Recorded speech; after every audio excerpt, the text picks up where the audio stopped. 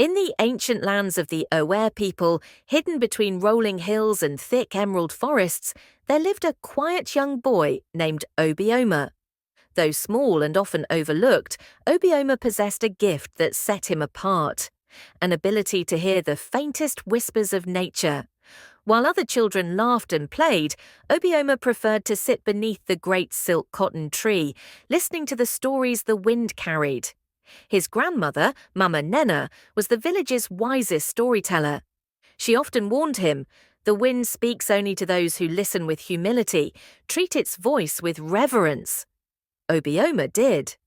One evening, a strange stillness fell over the land. The air became heavy, and even the leaves refused to sway. Birds did not sing, and the river seemed to hold its breath.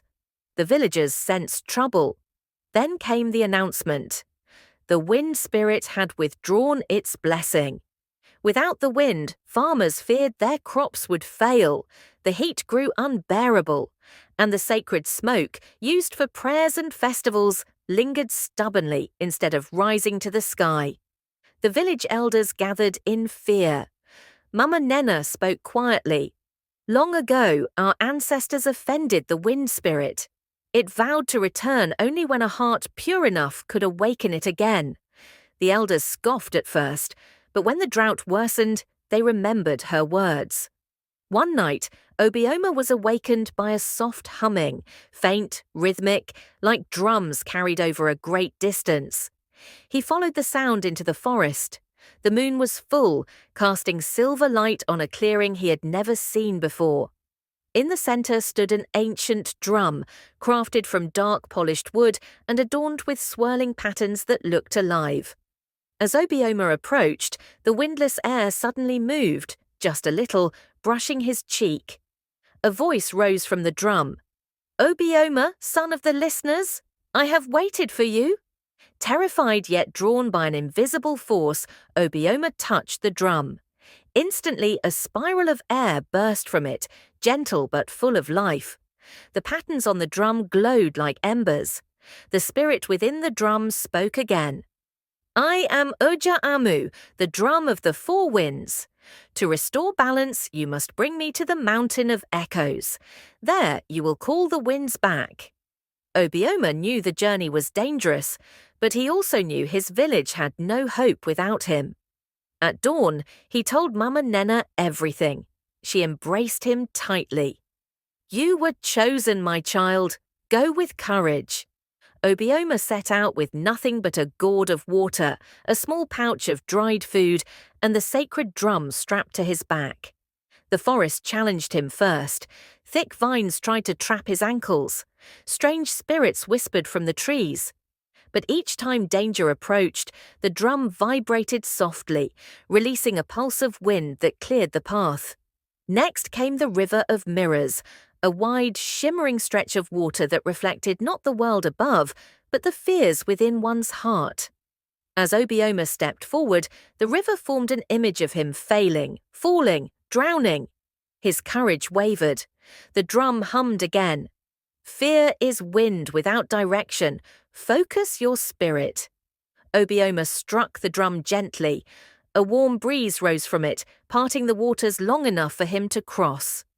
Finally, after many days, he reached the Mountain of Echoes. Its peak pierced the sky like a spear. The climb was steep and grueling. Halfway up, shadows formed around him, figures bearing the shape of twisted wind spirits corrupted by anger. They hissed, "Leave! The winds belong to us now." Obioma trembled, but remembering his people, he drummed a steady rhythm. Each beat summoned a burst of wind, pushing the spirits back. Higher and higher he climbed until he finally stood at the top, exhausted. There, he placed the drum on a smooth stone. "Now," the spirit whispered, "call the winds." Obioma closed his eyes. He drummed, slow at first, then rising into a powerful rhythm. The earth shook, the sky darkened, echoes bounced off the mountain in waves. Then, with a sound like roaring lions and rushing rivers combined, the four winds returned. The north wind, cold and sharp, the east wind, warm and wise, the south wind, wild and fiery, and the west wind, gentle and nurturing. They swirled around Obioma, lifting him off the ground. The wind spoke, "Child of courage, you have awakened us. Your humility and bravery have restored balance." A final blast of wind erupted from the drum, so strong it travelled across the land, reaching the village far below. Leaves swayed again. The river flowed freely. Smoke spiralled toward the sky. Life returned. Obioma descended the mountain to a joyous welcome. The villagers hailed him as a hero, but he only bowed his head, remembering his grandmother's words. Mama Nena smiled at him with pride. "The wind chooses well," she said.